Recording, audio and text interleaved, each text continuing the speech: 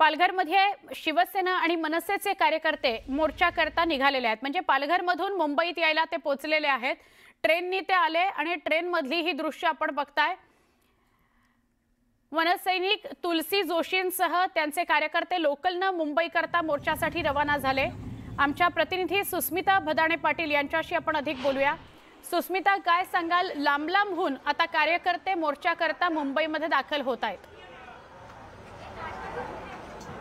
सत्याचा मोर्चा हा आज सर्व पक्षीय नेते काढतायत। विरोधी बाकावरचे सगळे नेते यामध्ये सहभागी होणार आहेत आणि पालघरहून काही मनसे सैनिक हे इथे आलेले आपल्याला पाहायला मिळत आहेत। तुलसी जोशी हे इथे आलेले आहेत। अगदी राज ठाकरे आणि उद्धव ठाकरे यांचा मुखवटा घातलेले कार्यकर्ते त्यांच्या सोबत आहेत। मतचोर हा मुद्दाच कुठेतरी त्यांनी पुन्हा एकदा अधोरेखित केलेला आहे।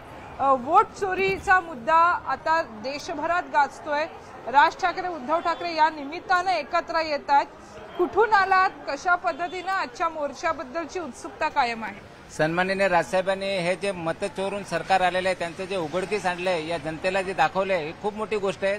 आजपर्यंत कोणाच्या मध्ये हिंमत नाही झाली हे दाखवल्या, कारण का त्यांच्याकडे ईडी सीबीआय सगळे आहे, आम साम दंडभेद आहे। त्यांना घाबरून कोणीच हा विषय बाहेर काढत नव्हता आणि सन्माननीय राजसाहेबांनी हा विषय बाहेर काढलेला आहे। त्याच्यामुळे जनता जागृत झालेली आहे आणि जनता रस्त्यावर उतरणार। आजच्या सभेनंतर राजसाहेबांची सभा झाली ना, बघा उद्यापासून जनता रस्त्यावर उतरणार आणि या बोगस सरकारला परत घरी पाठवणार। तुमच्या हातामध्ये चाबूक दिसतोय, सरकारला चाबूक दाखवताय, निवडणूक आयोगाला चाबूक दाखवताय। काय वाटतं ज्या पद्धतीनं आजचा मोर्चा होईल यातनं काही वेगळे उदाहरणं समोर येतील का?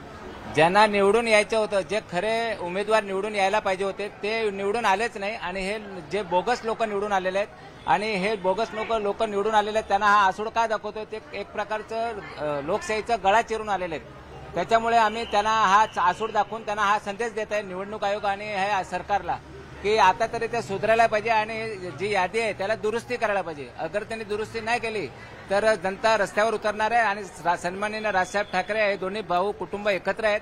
आता जनतेला एक प्रकारचं एक वेगळी ऊर्जा मिळालेली आहे। एक नेतृत्व नव्हतं या महाराष्ट्राला।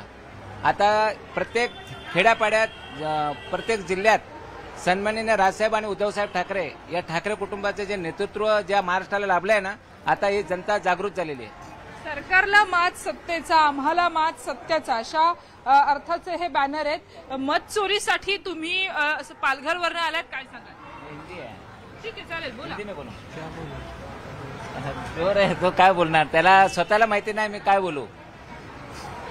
खरं तर राज ठाकरे आणि उद्धव ठाकरे यांचे मुखवटे लावलेले कार्यकर्ते सुद्धा यामध्ये सहभागी होतात। केवळ ठाकरे बंधू एकत्र येत आहेत तर नाही, या सगळ्या मोर्चाच्या निमित्ताने महाराष्ट्रातील मतदार एकत्र येत आहेत। राज ठाकरे उद्धव ठाकरे पहिल्यांदाच एकत्र येणार आहेत एका सामाजिक हेतूसाठी, एका मोठ्या मोर्चाच्या निमित्ताने एकत्र येत आहेत। मराठीच्या मुद्द्यावरती एकत्र आलेले ठाकरे बंधू आज या मेळाव्यामध्ये सुद्धा एकत्र पाहायला मिळणार आहेत। नक्की नक्की सुस्मिता, धन्यवाद आपण माहिती दिली त्याबद्दल। जसं वसई, विरार, पालघर इथून लोक यायला सुरुवात झालेली आहे, मोर्चा करता मुंबईमध्ये दाखल व्हायला सुरुवात झाली आहे।